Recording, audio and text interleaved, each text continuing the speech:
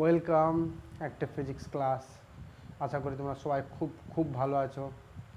আজকে আমাদের টপিক হচ্ছে আলোর প্রতিফলন, ক্লাস মাধ্যমিকের আলোর প্রতিফলন। খুব গুরুত্বপূর্ণ অধ্যায়, খুব সহজে খুব মজা করে আজকে আমরা শিখব কি করে আমরা শুধু আজকে ক্লাসের পরেই যেন আমাদের সিলেবাসটা যতটুকু পড়ানো হবে ততটুকু যেন খুব ভালো করে বুঝতে পারি, যে কোনো প্রবলেম আমরা করতে পারি। এই ক্লাস 10-এর এই আলোর প্রতিফলন খুব গুরুত্বপূর্ণ একটা অধ্যায়। শুরু করি। এই আলোর প্রতিফলন অধ্যায় আমরা ছোটোবেলা থেকে পড়েছি, ক্লাস 8-এ পড়েছি, হ্যাঁ, ক্লাস 7-এও আছে, তারপরে আমরা ক্লাস 10-এ আবার দেখছি খুব গুরুত্বপূর্ণ একটা অধ্যায়। যেহেতু এখানে আবার দেওয়া হয়েছে লেন্স, দর্পণ আর লেন্স সম্পর্কে কিছু ধারণা দেওয়া আছে, কয়েকটা অঙ্ক দেওয়া আছে এখানে। চলো বেশি দেরি না করে খুব তাড়াতাড়ি শিখি জিনিসটা কি। আলোর প্রতিফলন আমরা কি জানি? আলোর প্রতিফলন বলতে আমরা বুঝি যে আলো এক জায়গাতে এক মাধ্যম থেকে এলো, কোনো মাধ্যমে যাওয়ার আগে সেই তলে পড়ে আবার সেই একই মাধ্যমে ফিরে চলে গেল, এটা হচ্ছে আলোর প্রতিফলন। মানে আলো বায়ু মাধ্যমে এলো, কোনো তলে পড়লো, আবার সেই বায়ু মাধ্যমেই ফিরে চলে গেল, তল থেকে ফিরে আবার বায়ু মাধ্যমে ফিরে চলে গেল। তাহলে এটাই হচ্ছে আলোর প্রতিফলন। ঠিক আছে, এটাই ঘটনাটাই কি আলোর প্রতিফলন। মনে করে কোনো তল আছে, আলো এলো, এসে আবার ফিরে চলে গেল, আলো এলো আবার এই তল থেকে আবার ফিরে চলে গেল, এটাই হচ্ছে আলোর প্রতিফলন। তবে এখানে আলোর প্রতিফলনের সূত্রও আছে, আমাদের সেটা জানতে হবে। প্রতিফলনের সূত্র কি আমরা সবাই জানি। আলোর প্রতিফলন, যে আলো এলো তাকে বলা হয় আপতিত আলো। কি বলা হয়? আপতিত আলো। আপতিত আলোক রশ্মি, আপতিত রশ্মি।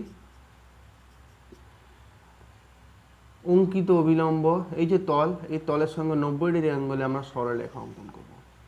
ঠিক আছে, এটাকে অঙ্কিত অবিলম্ব। আপতিত আলোক রশ্মি, প্রতিফলিত আলোক রশ্মি। এটা কি? প্রতিফলিত আলোক রশ্মি, প্রতিফলিত আলোক রশ্মি বা রশ্মি বলো। এখানে সূত্রটা কি? আপতিত আলোক রশ্মি আপতন বিন্দুতে অঙ্কিত অবিলম্বের সঙ্গে যে কোণ করে তাকে বলা হয় আপাতন কোণ। প্রতিফলিত আলোক রশ্মি অঙ্কিত অবিলম্বের সঙ্গে যে কোণ করে আপাতন বিন্দুতে অঙ্কিত অবিলম্বের সঙ্গে প্রতিফলক তলের সঙ্গে অঙ্কিত অবিলম্বের যে কোণ করে তাকে বলা হয় প্রতিফলন কোণ। ঠিক আছে, এই কোণ দুটি কি হয়? সমান হয়। এই কোণ দুটি সমান, এটা 1 নম্বর সূত্র প্রতিফলনের। 2 নম্বর সূত্র, প্রতিফলক তল কি দিয়ে বোঝায়? মনে করো প্রতিফলক তল এইরকম একটা আয়না, প্রতিফলক তল আমরা ধরে নিলাম আয়না, তাহলে এটা আপতিত আলোক রশ্মি। ঠিক আছে, ক্যাপিটাল আইটা আপতিত আলোক রশ্মি, নাম দিয়ে দিই এ ও আপতিত আলোক রশ্মি, এইভাবে পড়লো। অঙ্কিত অবিলম্ব তাহলে হবে, এই তল যদি এটা হয় অঙ্কিত অবিলম্ব হবে এইটা। ঠিক আছে, অঙ্কিত অবিলম্ব হবে এটা। ঠিক আছে, আর প্রতিফলিত আলোক রশ্মি হবে এটা, তাই না? এরা একই তলে থাকবে। এই যে বোর্ডের তল আছে, এই বোর্ডের তলেই থাকবে, আর তার সঙ্গে 90 ডিগ্রি অ্যাঙ্গেলে থাকবে আমাদের দর্পণ, মানে আমাদের আয়না বলতে পারো। ঠিক আছে, ঘরের যে আয়না ওটা হচ্ছে সমতল দর্পণ। এখানে এইভাবে আছে। আমরা আয়নাতে যদি টর্চ মারি এইভাবে আলো বেরোবে, এইভাবে টর্চ মারলাম এইভাবে বেরোবে। যদি এইভাবে মারি তাহলে এইভাবে বেরোবে, এইভাবে মারলে এইভাবে বেরোবে।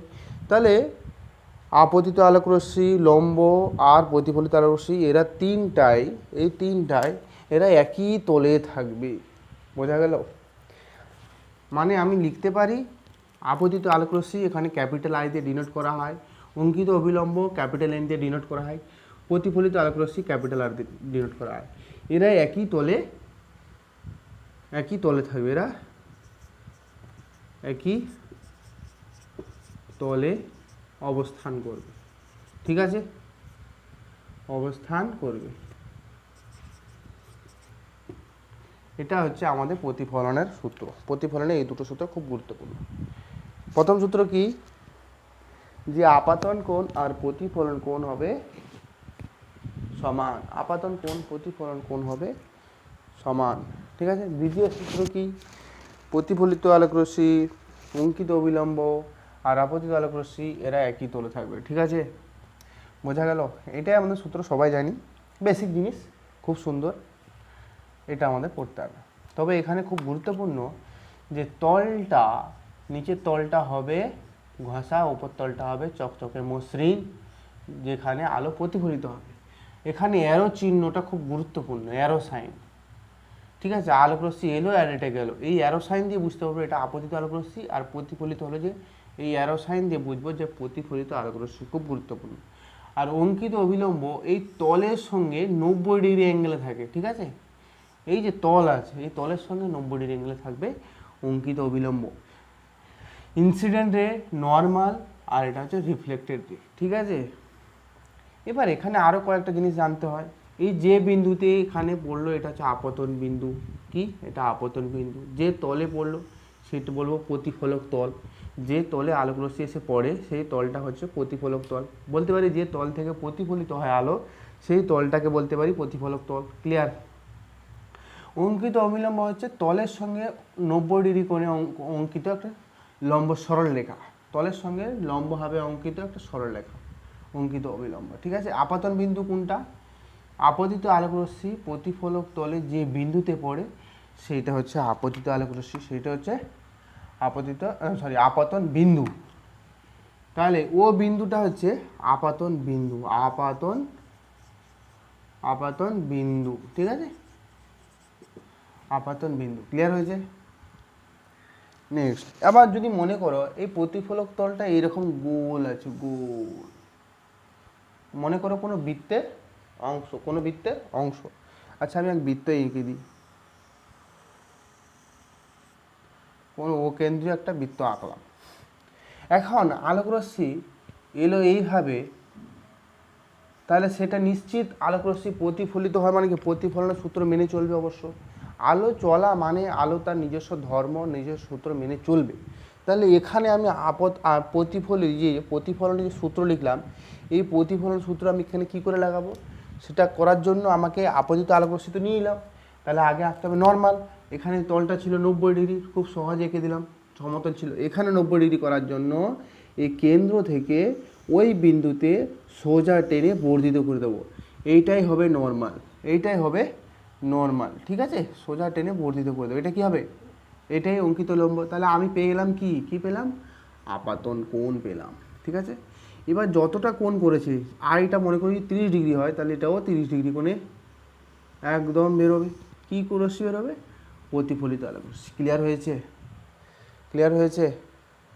এটা সমতল দর্পণের ক্ষেত্রে, মানে আলো যেখানে যেই তলে প্রতিফলিত হোক না কেন, সে হয়তো আলোর প্রতিফলন আমরা পড়েছি দুই ভাগে বিভক্ত। হ্যাঁ, একটা বিক্ষিপ্ত প্রতিফলন, একটা হচ্ছে নিয়মিত প্রতিফলন, তাই না? বিক্ষিপ্ত প্রতিফলন হবে কি অমসৃণ তলে, আর নিয়মিত প্রতিফলন হবে মসৃণ তলে, এগুলো আমরা পড়েছি। ঠিক আছে, আমরা এখন পরের স্টেপ কিছু জিনিস জানবো। যেহেতু এই অধ্যায়ে আমাদের প্রথম আলোচনা করা হয়েছে দর্পণ, এই সূত্রটা আমার লাগবে, আলোর প্রতিফলন সূত্র লাগবে। এই প্রতিফলন সূত্র দিয়ে দর্পণে যত সমস্যা সবগুলো বের করতে পারবো। ঠিক আছে, তাহলে দর্পণ সম্পর্কে জানতে গেলে দর্পণে কিছু বেসিক জিনিস আমাকে জানতে হবে। তাহলে দেখা যাক দর্পণে বেসিক জিনিস কি কি। দর্পণ আবার তিন রকম হয়। ঠিক আছে, অবশ্যই 3 রকম আমি বলতে পারি। একটা হচ্ছে আমরা জানি ঘরে সবার আছে সমতল দর্পণ, 2 নাম্বার হচ্ছে অবতল দর্পণ, 3 নাম্বার হচ্ছে উত্তল দর্পণ। ঠিক আছে, সবই দর্পণ, সমতল দর্পণ, অবতল দর্পণ, উত্তল দর্পণ। বোঝার চেষ্টা করি। সমতল দর্পণ বলতে ঘরে যেটা আমরা ড্রেসিং টেবিলতে আয়না, সকালে উঠে আমরা রেডি হই, সেই আয়নাটাই হচ্ছে সমতল দর্পণ। অবতল দর্পণ, অব মানে নিচু, অব মানে নিচু, আর তল মানে তল। উত্তল, এখানে দুটো শব্দ আছে, উত্তল, এই যে উত মানে হচ্ছে উঁচু। ঠিক আছে, আর তল মানে তল। তাহলে কি করে বুঝবো নিচু তল উঁচু তল? মসৃণ তলটা ভেতরে নিচু হয়ে থাকবে। যদি চামচকে আমরা সোজা করে ধরি খাওয়ার সময়, সেই সোজা মুখটাই হচ্ছে বলতে পারি অবতল দর্পণে কাজ করবে, অবতল দর্পণের কাজ করবে। ক্লিয়ার হয়েছে? ক্লিয়ার হয়েছে? অবতল দর্পণে কাজ করবে। তারপরে এরপরে উত্তল দর্পণ। উত্তল দর্পণের ক্ষেত্রে উঁচু তলটা হবে মসৃণ আর ভেতরে নিচু তলটা হবে অমসৃণ। ঠিক আছে? জাস্ট এই খাঁজ কাটা দিয়েই আমাকে বুঝতে হবে, বাইরে যদি খাঁজ কাটা থাকে ভিতরে মসৃণ তাহলে বলবো অবতল। কারণ নিচু তল, এই তলটা দেখো নিচু না, এইরকম না, এইটা তো মনে করো মসৃণ। ঠিক আছে? তাহলে এরকম আছে। ঠিক আছে? তাহলে এটা কি তল? অবতল। এইটাই যখন এইরকম হয়ে যাবে তখন হবে কি তল? উত্তল। দেখো উঁচু তল, উঁচু, এদিকে মসৃণ আর এদিকে এবারে করবো। ক্লিয়ার হয়েছে? হাতটা এরকম করে রাখবে, রেখেই বুঝতে পারবে এটাকে উঁচু হয়ে গেছে। উঁচু, উঁচু মানে উত্তল আর নিচু হলে অবতল। ক্লিয়ার হয়েছে? দর্পণ সম্পর্কে গেল। সমতল দর্পণ আমাদের ঘরে আয় না। এরপরে দর্পণে কয়েকটা কিছু জিনিস আমাকে জানতে হবে। দর্পণের কিছু জিনিস আমাকে জানতে হবে। এই যে এইগুলোকে বলা হয় গোলীয় দর্পণের দুটি ভাগ। শুধু দর্পণ বললে তিনটি অংশ, আর যদি বলা হয় গোলীয় দর্পণ কয় ভাগে বিভক্ত? গোলীয় দর্পণ দুই ভাগে বিভক্ত, অবতল দর্পণ, উত্তল দর্পণ। ঠিক আছে? আবার এদের মধ্যেও ক্যাটাগরি আছে, সেটা আমরা লেন্সে পড়বো। দেখি আমি প্রথমে কি দর্পণ আঁকলাম? অবতল দর্পণ। বুঝতেই পারছো অবতল দর্পণ। এই দর্পণের দেখতে পাচ্ছ কোনো না কোনো গোলকের অংশ, তাই না? আমি যদি মনে মনে কাল্পনিকভাবে এই বৃত্ত টেনে দিই, মনে করে এটা কোনো একটা বৃত্তের অংশ, তাহলে টানলে মনে হবে এটা কোনো না কোনো বৃত্তের অংশ। তাহলে বৃত্তের নিশ্চিত একটা কেন্দ্র আছে। আর এই দর্পণ যেখানে শেষ হয়েছে দুই প্রান্তের ঠিক মাঝের অংশ, দর্পণের ঠিক মাঝের অংশকে বলা হয় মেরু, যেটাকে পি দিয়ে ডিনোট করা হয়। দর্পণের মাঝের অংশকে বলা হয় মেরু, যেটাকে পি দিয়ে ডিনোট করা হয়, মেরু বা পোল। মেরু বা পোল। ঠিক আছে? খুব ভুল হয়ে যাচ্ছে আজকে, লেখাই হয়নি। তারপরে এই যে বৃত্তে যে ব্যাসার্ধ, মনে করো কেন্দ্র থেকে মেরু পর্যন্ত টানলাম, এটা ব্যাসার্ধ হলো, তাই না? এই ব্যাসার্ধ যদি হয়, এই ব্যাসার্ধ দেখতে পাচ্ছ কেন্দ্র থেকে মেরু পর্যন্ত, এই বৃত্তের ব্যাসার্ধকেই বলবো বক্রতা ব্যাসার্ধ। তার দর্পণের বক্রতা ব্যাসার্ধ। ক্লিয়ার হয়েছে? দর্পণের বক্রতা ব্যাসার্ধ। আবার আমি যদি লক্ষ্য করি যে এখানে নামকরণ দিতে হবে অবশ্য। এই কেন্দ্রকে সি দিয়ে লেখা হয়, সি দিয়ে। ঠিক আছে? সি দিয়ে লেখা হয়। আবার এটা পি দিয়ে। আবার এই মেরুগামী সরলরেখা যদি আমি টেনে দিই, বক্রতা কেন্দ্র আর মেরুগামী যদি সরলরেখা টানি, এটাই হবে প্রধান অক্ষ। এটাই কি হবে? প্রধান অক্ষ। প্রধান অক্ষ বলতে গেলে আবার দু তিন রকমভাবে বলতে পারো। প্রধান অক্ষ কি? যে কাল্পনিক রেখা দর্পণকে দুই ভাগে ভাগ করে দেয়, সেটা হতে পারে প্রধান অক্ষ, সেইভাবেও বলতে পারো। আবার বলতে পারো যে বক্রতা কেন্দ্র মেরুগামী সরলরেখাই হচ্ছে, বক্রতা কেন্দ্র আর মেরুগামী সরলরেখাই হচ্ছে প্রধান অক্ষ, এটাও বলতে পারো। ঠিক আছে? কোনো অসুবিধা নেই। এখানে আরও কয়েকটা বিষয় জানতে হবে।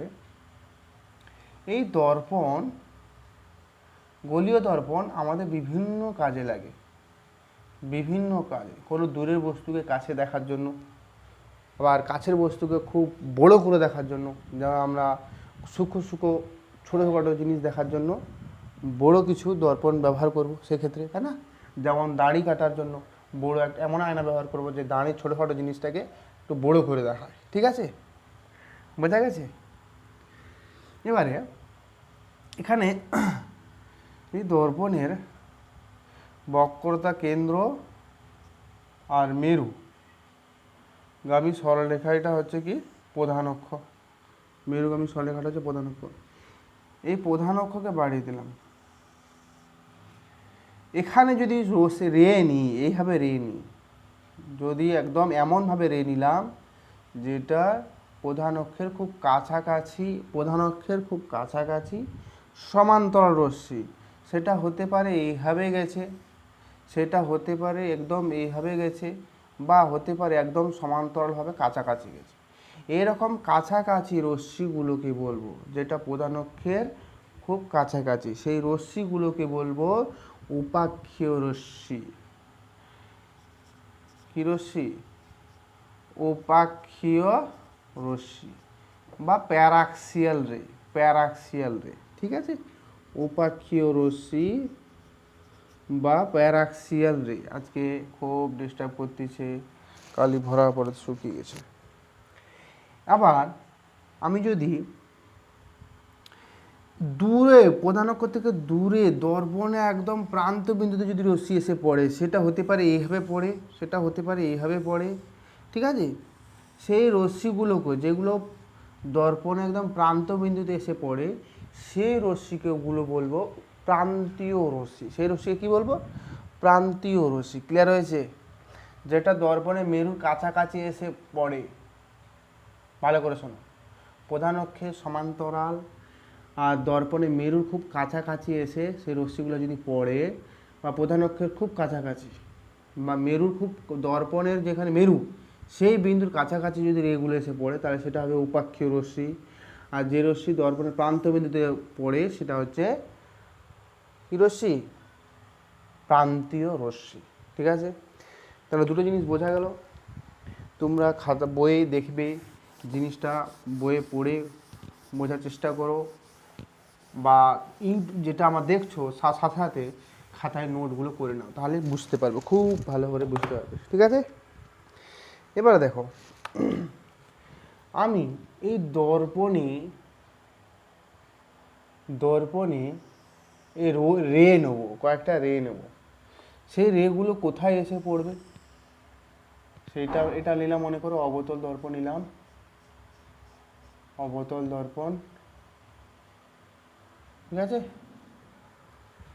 অবতল দর্পণে এটা প্রধান অক্ষ নিলাম, মনে করো রেডিয়াস অফ কার্ভেচার সি। এটা মনে করো, এটা জানি না। এখান থেকে প্রধান অক্ষের সমান্তরাল রশ্মিগুচ্ছ আমি ফেললাম, প্রধান অক্ষের সমান্তরাল কয়েকটা রে নিলাম, এই দুটো রে নিলাম। এখানে মনে করো আমি উত্তল দর্পণ নিলাম, উত্তর দর্পণে এখানে কি সেন্টার, এরও সমান্তরালভাবে রেগুলো নিলাম। ভালো করে লক্ষ্য করো, অবতল দর্পণ, এটা কি অবতল দর্পণ, অবতল, আর এটা হচ্ছে উত্তল। ঠিক আছে? উত্তল দর্পণের যদি আমি সমান্তরাল রে নিই, সেটা কীভাবে প্রতিফলিত হবে? সেই নিয়ম অনুসারে সে প্রতিফলনের সূত্র মেনে চলবে। প্রতিফলনের সূত্র মেনে চলতে গেলে আমাকে যে বিন্দুতে আলো পড়লো, সেখান থেকে বৃত্তের কেন্দ্র থেকে, এই যে গোলক যে বৃত্তের কেন্দ্র, এই কেন্দ্র থেকে যেখানে প্রতিফলিত হয়েছে সেখানে টানবো, টেনে এইটাই তাহলে হবে লম্ব, ওই বিন্দুতে লম্ব, তাহলে এটা হবে আপাতন কোণ আয়। ঠিক ওইটাই এখন প্রতিফলিত হবে ততন ডিগ্রি কোণে, প্রতিফলিত হয়ে এইভাবে বেরিয়ে যাবে। ঠিক আছে? বোঝাতে পারলাম? আবার এটা হচ্ছে প্রধান সমান্তর রশ্মিগুচ্ছ, এই বিন্দুতে পড়লো, তাহলে মনে করে এখানে একটা আঁকলাম, এইটা হচ্ছে আপাতন কোণ আয়, সেটাও প্রতিফলিত হবে, প্রতিফলিত হয়ে এটাও বেরিয়ে যাবে। তাহলে আমি এখানে বলতে পারি, এই যে প্রতিফলিত হয়ে প্রধান অক্ষ কোনো নির্দিষ্ট বিন্দুতে মিলিত হচ্ছে, এই নির্দিষ্ট বিন্দুকে বলবি ফোকাস, নির্দিষ্ট বিন্দুকে কী বলবো? ফোকাস বিন্দু। ঠিক আছে? আবার দেখো, অবতল দর্পণে কেঁদে প্রধান অক্ষের সমান্তরাল রশ্মিগুলি অবতল দর্পণে প্রতিফলিত হয়ে প্রধান অক্ষের কোনো নির্দিষ্ট বিন্দুতে মিলিত হয়, সেই নির্দিষ্ট বিন্দুকে বলবো ফোকাস। সেই নির্দিষ্ট বিন্দুকে কী বলবো? ফোকাস। দর্পণের মেরু থেকে এই ফোকাসের মধ্যে দূরত্বকে বলবো ফোকাস দূরত্ব, আর দর্পণের মেরু থেকে বক্রতা কেন্দ্রের মধ্যে দূরত্বকে বলবো বক্রতা ব্যাসার্ধ। কি বলবো? বক্রতা ব্যাসার্ধ। ঠিক আছে? এখানে একটা ফর্মুলা পড়ে যে 2f সমান r প্রমাণ কর, এইটা খুব জনপ্রিয় একটা প্রমাণ, মাধ্যমিকে খুব গুরুত্বপূর্ণ, দিতেই পারে। খুব প্রমাণও খুব সোজা, আমি একটা সহজভাবে এঁকে দিচ্ছি। প্রমাণটাই করছি। তার আগে এটা করে দিই, তারপরে প্রমাণ করছি। উত্তল দর্পণের ক্ষেত্রে যদি সমান্তর রশ্মিগুচ্ছ নেই তাহলে এই বিন্দুতে পড়লো, এই বিন্দু তাহলে কী করতে হবে, এই বিন্দুতে প্রতিফলনের সূত্র অনুসারে আমাকে আঁকতে হবে কি লম্ব। লম্ব আঁকার জন্য মনে করো এটাই যদি সেন্টার হয় তাহলে এটা আমি টেনে এদিকে বর্ধিত করে দেবো, তাহলে এটাই হবে নর্মাল আইকোন, তাহলে এটা হচ্ছে আপাতন কোণ। ঠিক এই বিন্দুতে আমরা সেটাই টানবো, টেনে দিলাম। এখন এটাই হবে নর্মাল আপাতন কোণ, প্রতিফলিত হবে কী হবে, এইভাবে প্রতিফলিত হবে, তাই না। ডট ডট করে পিছনে এই বিন্দুতে মিলিয়ে দিলাম, অবশ্য ডট ডট লাইন। এই রশ্মিগুলো কিন্তু অ্যাকচুয়ালি এইভাবে বাইরে বেরিয়ে যাবে, তাই না। এটা তো আয়না, এইভাবে আয়না আছে, আলো গেল এইভাবে বেরিয়ে গেল, আলো গেল এইভাবে বেরিয়ে গেল, প্রতিফলনের সূত্র মেনে চলে, প্রতিফলনের সূত্র মেনে চলে। এটা যদি আই কোণ হয় এটা হবে আর কোণ। ক্লিয়ার হয়েছে, এটা হবে আর কোণ। এবার এখানে বোঝার বিষয় আছে, যদি আমি এখান থেকে দেখি এই যে একটা গোল আয়না আছে, এরকম উত্তল আয়না আছে, উত্তল দর্পণ আছে, তাহলে আয়না থেকে দেখে মনে হবে হ্যাঁ এই বিন্দু দিয়ে বেরিয়ে যাচ্ছে, ঠিক আছে, এই বিন্দু দিয়ে বেরোচ্ছে, মনে হচ্ছে আয়নার ভেতরে কোনো একটা বিন্দু দিয়ে কেউ আলো মারতেছে। এখান দিয়ে যদি আলো যায়, এই আলো প্রতিফলিত হয়ে এইভাবে আমার চোখে পড়ছে, আমি এখান থেকে দেখতেছি, আমার এখান থেকে দেখতেছি বা ওই দিক দিয়ে দেখতেছি, দেখলে মনে হবে যে দর্পণে কোনো একটা নির্দিষ্ট বিন্দু দিয়ে আলো আসছে। ঠিক যেন মনে হয় যেমন দর্পণ, মনে করো এমনি ঘরে ড্রেসিং টেবিলে আয়না আছে, সে আয়নার সামনে যদি এইভাবে কেউ ওই দিক দিয়ে টর্চ মারছে, তাহলে আয়নার ভেতরে আমি কি দেখবো, আয়নার ভেতর থেকে কেউ যেন টর্চ মারতেছে, তাই না। ঠিক এখানেও তাই লাগবে, মনে হবে কোনো প্রধানত কোনো নির্দিষ্ট বিন্দু থেকে আলোগুলো অপসৃত হচ্ছে, তাহলে এই নির্দিষ্ট বিন্দুকে বলে ফোকাস। এটা অবশ্যই বলবো উত্তল দর্পণের ক্ষেত্রে, কি উত্তল দর্পণের ক্ষেত্রে। তাহলে আবার একবার রিভিজ করি যে উত্তল দর্পণের ক্ষেত্রে প্রধান অক্ষের সমান্তরাল রশ্মি প্রতিফলিত হয়ে কি হয়, সব প্রতিফলিত হয়ে যায়, তারপরে সেটা ওই রশ্মিগুলোকে দেখলে মনে হয় যেন প্রধান অক্ষ কোনো নির্দিষ্ট বিন্দু থেকে অপসৃত হচ্ছে, তাই না। বোঝা গেল। তারপরে তাহলে আমরা ফোকাস সম্পর্কে জানলাম। ফোকাস সবাই বলতে পারবো, ফোকাস জিনিসটা কি এখন বলতে পারবো। এখন এফ সমান r/2 বা 2f সমান r, এটা প্রমাণ করব, 2f সমান r, এটা প্রমাণ করব, ঠিক আছে। এখন প্রমাণ করব 2f সমান r। আমি অবতল দর্পণে নিচ্ছি, খুব সোজাভাবে সহজভাবে বোঝাতে পারবো।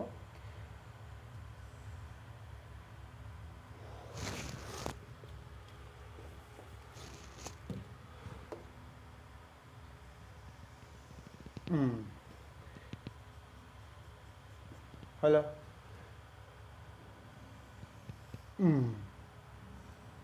বক্রতা কেন্দ্র সি, এটা মনে করে ফোকাস, ঠিক আছে।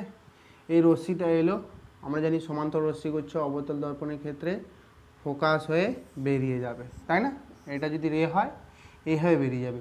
নর্মাল আঁকি, ওই বিন্দুতে নর্মাল আঁকি, এটা আপাতন কোণ, এটা প্রতিফলন কোণ। প্রতিফলন সূত্র অনুসারে আমরা জানি আপাতন কোণ প্রতিফলন কোণ সমান হবে, তাই না।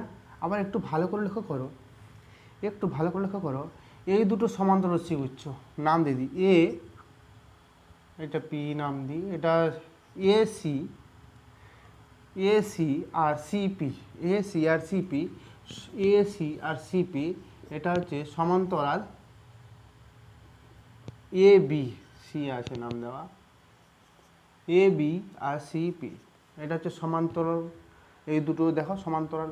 আর এর মধ্যে হচ্ছে বিসি ছেদক, বিসি যদি ছেদক হয় এই কোণ আর এই কোণ একান্তর কোণ, তাহলে আই কোণ আর এই কোণটা কী হবে, সমান হবে, তাই না। আমরা জানি কোনো ত্রিভুজের দুটি বাহু বলো আর দুটি কোণ বলো, এই দুটি কোণ যদি সমান হয় তাহলে সেই ত্রিভুজকে কি বলতে পারি, সমদ্বিবাহু ত্রিভুজ। অবশ্যই সেটা সমদ্বিবাহু ত্রিভুজ। সমদ্বিবাহু ত্রিভুজ মানে এই বাহুটা অবশ্যই সমান, তাহলে আমরা বলতে পারি এটাকে এফ নাম দাও, বলতে পারি সিএফ বি ত্রিভুজে সিএফ বাহু আর এফ বি বাহু সমান, তাই না। সিএফ বি ত্রিভুজের সিএফ আর এফ বি বাহু সমান, তাই না, বলতে পারি তো।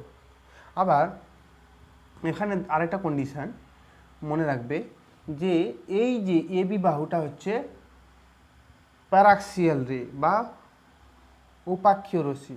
উপাক্ষীয় রশ্মি মানে এই প্রধান অক্ষের খুব কাছাকাছি দিয়ে গেছে। আমি যদিও ছবিটা খুব বড় করে গেছি, খুব কাছাকাছি করে গেছি। আর এই দর্পণ, অথবা বলতে পারো এই দর্পণটা খুব ক্ষুদ্র উন্মেষযুক্ত। আচ্ছা, উন্মেষ মানে এই বিন্দু আর এই বিন্দু এই মেরুর খুব কাছাকাছি, মেরুর খুব কাছাকাছি, ঠিক আছে, মনে রাখবে। বা রৈখিক উন্মেষ, এটা প্রায় প্রায় রৈখিক উন্মেষ, ঠিক আছে, মানে রৈখিক উন্মেষ। ক্লিয়ার হয়েছে? আশা করি বোঝাতে পারলাম। রৈখিক উন্মেষ, ক্ষুদ্র উন্মেষযুক্ত বলতে পারো। বা এই যে এ বি রশ্মিটা গেল, সেই রশ্মিটা হচ্ছে এই প্রধান অক্ষের খুব কাছাকাছি দিয়ে গেছে, তাহলে বি আর পি বিন্দু খুব ছোট।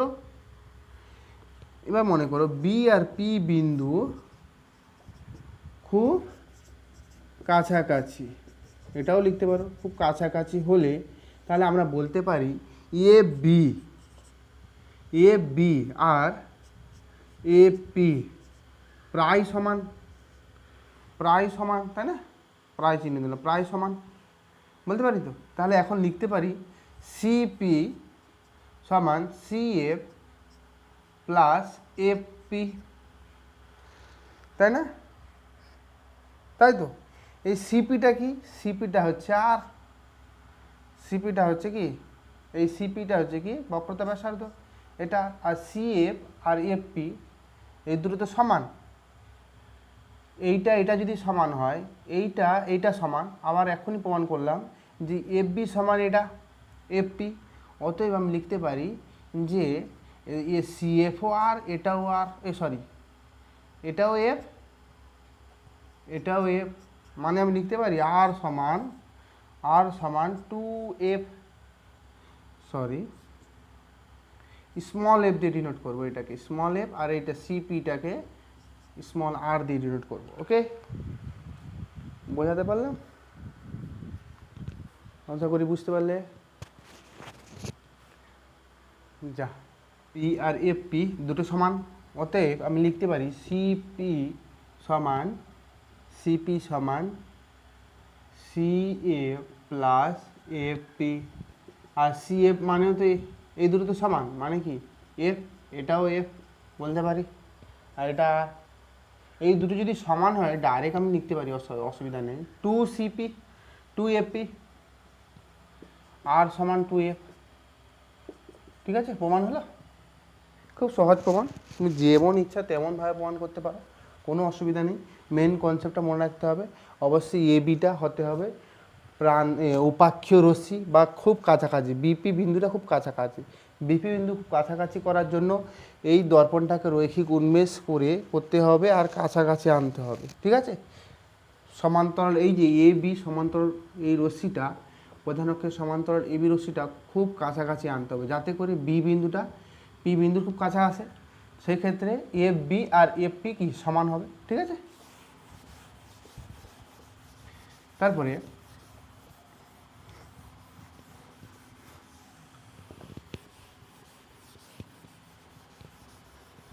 চলো নেক্সট টপিক।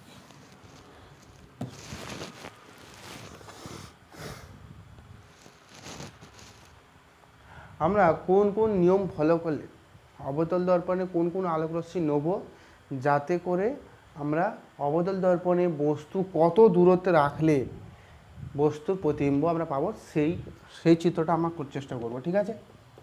খুব গুরুত্বপূর্ণ। অবতল দর্পণ শুধু অবতল দর্পণটাই করায়।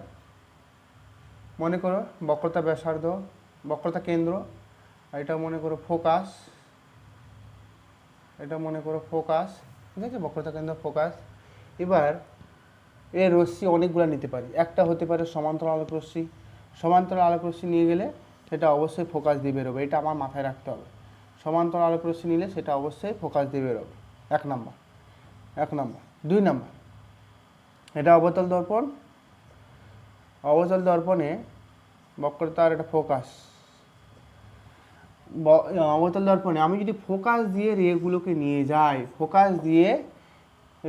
যাই, সেটা অবশ্যই সমান্তরাল, প্রধান অক্ষের সমান্তরালভাবে বেরোবে, ঠিক আছে। এটা মাথায় রাখতে হবে। আরেকটা, আমরা যদি বক্রতা কেন্দ্র আর ফোকাস, বক্রতা কেন্দ্র দিয়ে আলো নিয়ে যায়, বক্রতা কেন্দ্র দিয়ে আলো নিয়ে গেলে কোথায় প্রতিফলিত হবে? খুব গুরুত্বপূর্ণ, শোনো। যে দিক দিয়ে আলো নিয়ে যাবে, বক্রতা কেন্দ্র দিয়ে যদি আলো নিয়ে যায়, সেটা অবশ্যই বক্রতা কেন্দ্র দিয়েই ফিরবে, কারণ ওইটাই তো নর্মাল, তাই না? আপাতন কোণ এই ক্ষেত্রে আমরা কীভাবে আঁকবো? নর্মাল এঁকে তো আঁকবো, বুঝতে পারলে? মনে করো সমতল দর্পণ, আয়না, আয়নাতে যদি সোজাসুজি টর্চ লাইট মারি, তাহলে আপাতন কোণ মান কত? 0 হবে। তাহলে প্রতিফলন কোণের মান কী হবে? 0 হবে। তাহলে এইভাবে রেটা বেরোবে। ঠিক এক্ষেত্রেও তাই, বক্রতা কেন্দ্র দিয়ে আমরা নর্মাল আঁকি, আর বক্রতা কেন্দ্র দিয়েই আলো গেছে, তাহলে ওইভাবে আলোটা প্রতিফলিত হবে। ক্লিয়ার হয়েছে? আরেকটা, এটা 2 নাম্বার হলো, এটা 3 নাম্বার, আর এটা 4 নাম্বার। 4 নাম্বার আমরা ধরতে পারি, 4 নাম্বার বলতে পারো, অসুবিধা নেই, খুব সোজা। যে ফোকাস আর এটা হচ্ছে বক্রতা কেন্দ্র, আমরা যদি কোনো আলোকরশ্মি ডাইরেক্ট মেরুতে যদি ফেলি, এটা ভালো করে শোনো, মেরুতে যদি ফেলি, সেক্ষেত্রে আপাতন কোণ এটাই তো নর্মাল এক্ষেত্রে, তাহলে প্রতিফলন কোণ হবে এটা। ক্লিয়ার হয়েছে? এই 4টা নিয়মে আমরা বিভিন্ন বস্তুর যে মনে করো অবতল দর্পণে কোথায় বস্তু রাখলে বস্তু কীরকম প্রতিবিম্ব গঠন করবে তার বৈশিষ্ট্য লেখো, এটা পরীক্ষায় আসে, প্রায় আসে।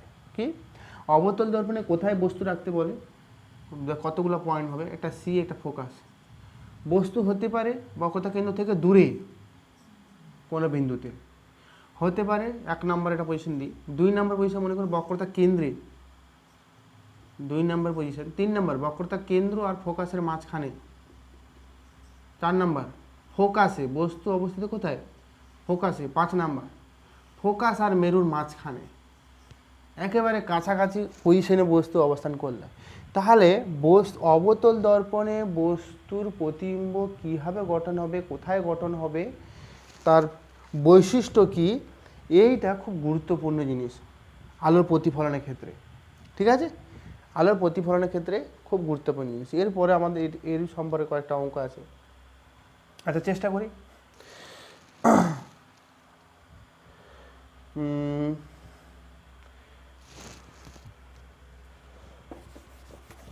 আমরা যে নিয়মগুলো লিখলাম, এই নিয়মগুলো অবশ্যই কাজে লাগবে। এই নিয়মগুলো দিয়েই আমরা বস্তুর অবস্থান, মনে করে এটা 1 নাম্বার, এটা 2 নাম্বার, এটা 3 নাম্বার, এটা 4 নাম্বার, এটা 5 নাম্বার। ক্লিয়ার? 5টা পজিশন হবে অবতল দর্পণে, 5টা পজিশনে বস্তুর প্রতিবিম্বের গঠন কী হবে। ঠিক আছে? আচ্ছা প্রতিবিম্ব কী জিনিস? প্রতিবিম্ব ওইটাই, কিছু না, তুমি যে সমতল দর্পণে আয়না দেখো রোজ সকালে উঠে, আয়না যে দেখো, সেই আয়নাটা হচ্ছে, তুমি হচ্ছে বস্তু, আর তোমার আয়নাতে যে ছবিটা হচ্ছে এটাই হচ্ছে প্রতিবিম্ব। ক্লিয়ার? তোমার প্রতিবিম্ব। তাহলে আমরা প্রথম যদি অবস্থান নিই, সহজ করে বলার জন্য একটা স্ট্যান্ডার্ড ধরে নিই। প্রথম আমি বক্রতা কেন্দ্রে ধরি, ঠিক আছে? 2 নম্বর পজিশনটা বক্রতা কেন্দ্র। অবশ্যই আমি এখানে স্কেল বা পেন্সিল কম্পাস নিচ্ছি না, যে খুব ভালো ছবি হবে তা নয়, ছবিটা চেষ্টা করছি, ঠিক আছে? খুব সুন্দর করে চেষ্টা করছি যতটা পারা যায়। বস্তু এখন অবস্থিত কোথায়? বক্রতা কেন্দ্র। অবশ্যই এখানে হেডিং দিতে হবে, বস্তু অবতল দর্পণে বস্তু বক্রতা কেন্দ্রে অবস্থিত, বক্রতা কেন্দ্রে অবস্থিত। ক্লিয়ার? বক্রতা কেন্দ্রে অবস্থিত। তাহলে একটা আমি নেব কি, সমান্তরাল আলোকরশ্মি। ক্লিয়ার হয়েছে?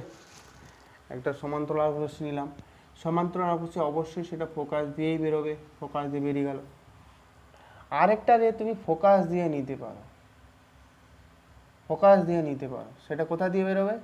সেটা অবশ্যই সমান্তরাল বেরোবে, সমান্তরাল হবে। এই পয়েন্টটাই হবে, ঠিক আছে? একটা সমান্তরাল রশ্মি নিলাম, সেটা এইভাবে বেরিয়ে গেল, আর একটা ফোকাস দিয়ে নিলাম, সেটা বেরিয়ে গেল। তাহলে বলতে পারি তিনটা বৈশিষ্ট্য। এবার প্রতিবিম্বের বৈশিষ্ট্য, প্রথমটা হচ্ছে বস্তু এ বি, এখানে হচ্ছে বস্তু, বস্তুতে গেল ছবি, তারপরে গেল। আমরা যে আয়নায় দেখি, আয়নায় যে ছবি দেখি, সেটা কীভাবে গঠিত হয়? মাল্টিপল রিফ্লেকশন হওয়ার পরেই কিন্তু আমরা ছবি দেখতে পাই।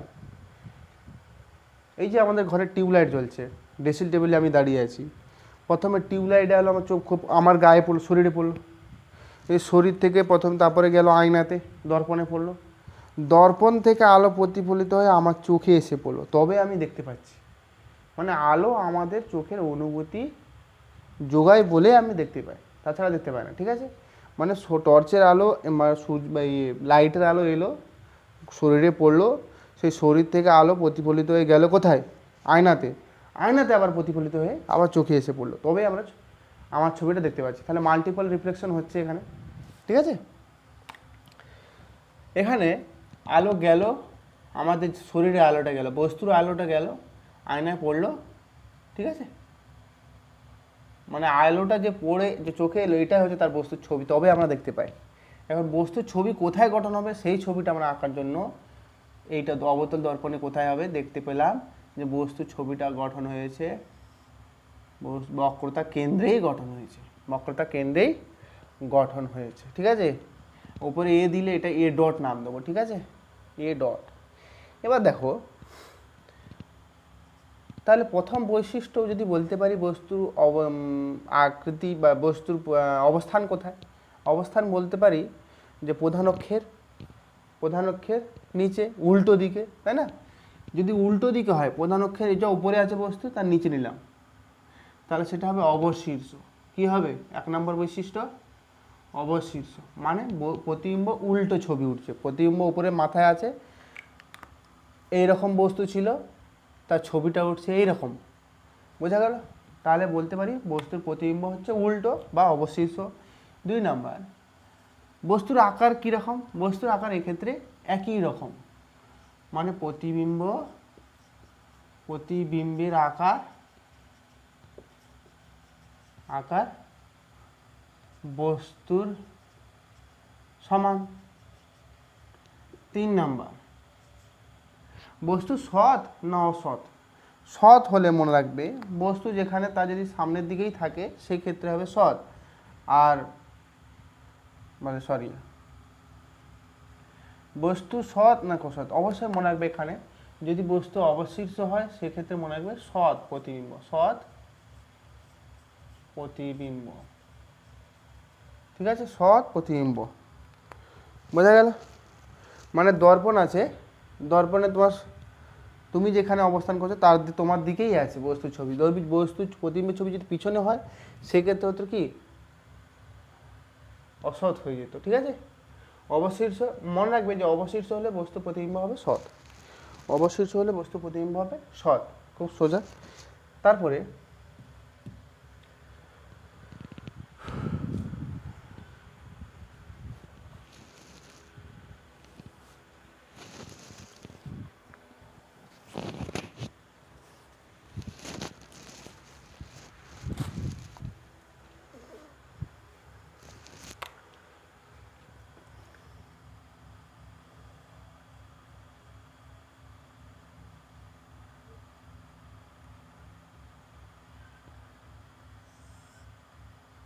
বক্রতা কেন্দ্র, ফোকাস নিলাম। আমি মনে করো এখন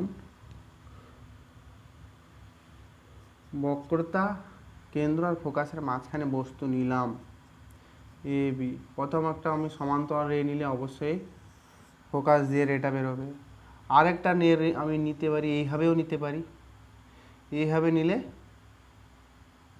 এইভাবে বেরিয়ে যাবে, আরেকটা নিতে পারি এইভাবে, অসুবিধা নেই, এইভাবে নিলে এইভাবে বেরোবে। ঠিক আছে, মোটামুটি একটা বেরোবে যেটা মিলে যাবে, সব রেগুলোই মিলবে, মানে এইরকম একটা প্রতিবিম্ব পাবো, এইরকম একটা প্রতিবিম্ব পাবো। ঠিক আছে, আমি এটা মুছে দিচ্ছি, এটা নিতে পারো নাও নিতে পারো, ঠিক আছে, অসুবিধা নেই, প্রতিবিম্ব গঠন হবে।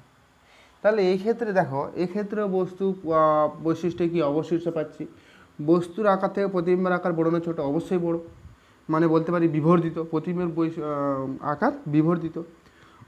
অবশ্যই এটা সৎ প্রতিবিম্ব, দর্পণের সামনেই হয়েছে, দর্পণের সামনেই গঠন হয়েছে, তাহলে এটা বলবো সৎ প্রতিবিম্ব। ঠিক আছে, যেটা ইচ্ছা রে নিতে পারো। একটা প্রধান অক্ষের যদি ফোকাস দিয়ে যদি রে নিই সেটা অবশ্যই সমান্তরালভাবে বেরোবে, এটা মনে রাখবে। আর যদি এটা মেরু দিয়ে নিই যত কোণে হবে সে তত কোণে বেরোবে।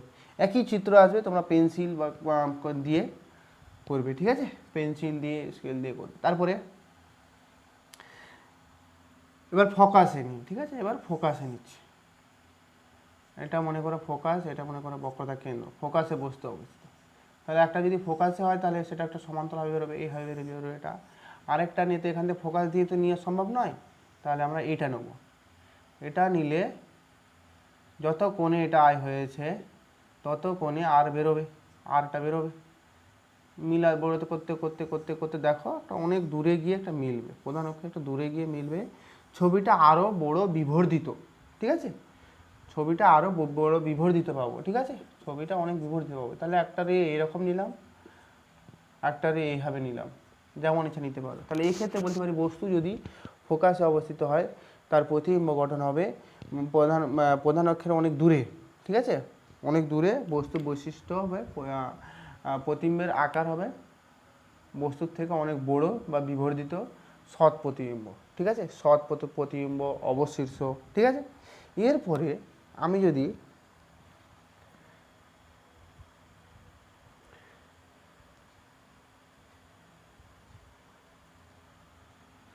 সরি এখানে ভুল করলাম, এটা মিলবে না, এটা মাথায় রাখতে হয়। তো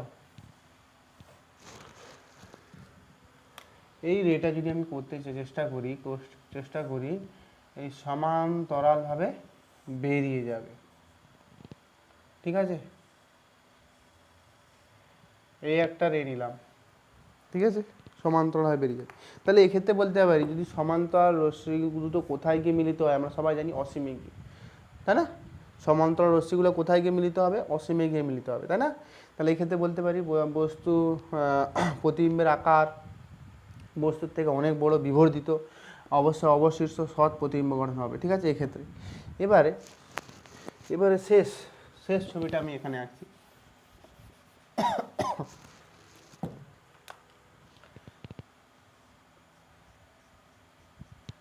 বস্তু মনে করে এটা ফোকাস, এটা বক্রতা কেন্দ্র। এখানে যদি বস্তু থাকে তাহলে কি হবে? একটা যদি সমান্তরাল রে নিই তাহলে সেটা একটা ফোকাস দিয়ে বেরোবে, আর একটা যদি এইভাবে নিই এটা এইভাবে বেরিয়ে যাবে, আর এটাকে যদি পিছন দিকে বর্ধিত করি তাহলে পিছনের দিকে মিলে যাবে। তাহলে অবতল দর্পণের ক্ষেত্রে এই একটা পজিশন যে বস্তু যদি ফোকাস আর মেরু মাঝখানে অবস্থিত হয় সেই ক্ষেত্রে বস্তু প্রতিবিম্ব গঠন হবে সমশীর্ষ সৎ। বস্তু থেকে বিবর্ধিত প্রতিবিম্ব পাবো, বস্তু আকার থেকে বড় প্রতিবিম্ব পাবো। ঠিক আছে, বোঝা গেছে? আর বাকি সব ক্ষেত্রে দেখতে পাচ্ছি অবশীর্ষ সৎ প্রতিবিম্ব। এখানে পেলাম সমশীর্ষ অসৎ প্রতিবিম্ব,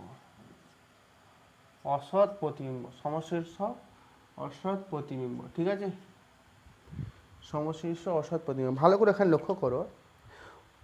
আরেকটা যদি চিত্র করি, মনে করো এটা 2 নম্বর চিত্র ছিল, এটা 3 নম্বর চিত্র ছিল, এটা 4 নম্বর, এটা 5 নম্বর পজিশনে বস্তু। প্রথম নম্বরে যদি চিত্র করি, প্রথম নম্বর বক্রতা কেন্দ্র ফোকাস, তাই না? বস্তু যদি অনেক দূরে অবস্থিত হয়, মনে করো সমান্তরাল রশ্মি গেল, ফোকাস দিয়ে চলে গেল, আরেকটা রশ্মি গেল, যদি যায় খুব ক্ষুদ্র কোণে গিয়ে করবে, ক্ষুদ্র কোণে বেরিয়ে যাবে, তখন বস্তু ছবি, এটা যদি বস্তু হয় বস্তু প্রতিবিম্ব গঠন হবে বক্রতা কেন্দ্র ফোকাসের মাঝখানে, বস্তুর প্রতিবিম্ব গঠন হবে। ঠিক আছে, ঠিক আছে, একটু এখানে লক্ষ্য রাখো যে আমি প্রথমে যখন নিলাম 1 নম্বর ছবিতে বক্রতা কেন্দ্র থেকে বস্তুকে নিলাম দূরে, সেক্ষেত্রে প্রতিবিম্ব গঠন হয়েছে বক্রতা কেন্দ্র ফোকাসে। যখন বক্রতা কেন্দ্রে নিয়েছি তখন বক্রতা কেন্দ্র গঠন হয়েছে, যখন বক্রতা কেন্দ্র আর ফোকাসে নিয়েছি তাহলে আমার প্রতিবিম্ব এদিকে ঘোরানো হচ্ছে। ভালো করে লক্ষ্য করো যে প্রতিবিম্ব প্রথমে এখানে ছিল, তারপরে এখানে শিফট হলো, তারপরে এখানে শিফট হলো, তারপরে অনেক দূরে শিফট হলো, তারপর ডাইরেক্ট ওপরে চলে গেল, তাই না?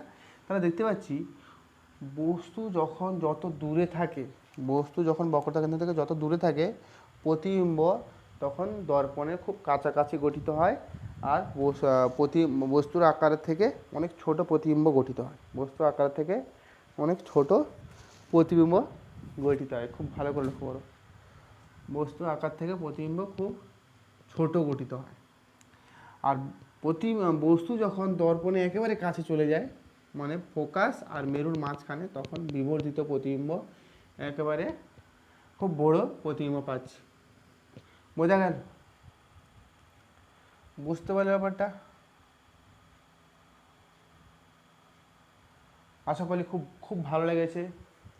যদি কোথাও মানে মনে করো যে আমার এই সমস্যা এইটা বুঝতে পারেনি, আবার তোমার কমেন্ট করো, টেলিগ্রাম লিঙ্ক আছে, ওখানে কমেন্ট করতে পারো, বলতে পারো, ঠিক আছে? ভিডিওটা বেশি বেশি করে শেয়ার করো, লাইক করো। আর যদি কোনো কমেন্ট থাকে অবশ্যই করবে কমেন্ট। কোনো কিছু যদি ভুল তোমার শেখা থাকে বা ভুল জানো বা ভুল আমারও এখানে হতে পারে, স্যার আপনি এটা করেছেন কেন, কোশ্চেন থাকতে পারে তোমার, স্যার আপনি এই রশ্মিটা নিলেন ওই রশ্মিটা নিলেন না কেন, ঠিক আছে? আমি বেশিরভাগ নিয়েছি সমান্তরাল আলোক রশ্মি, একটা নিয়েছি আর একটা ফোকাস দিয়ে নিয়েছি।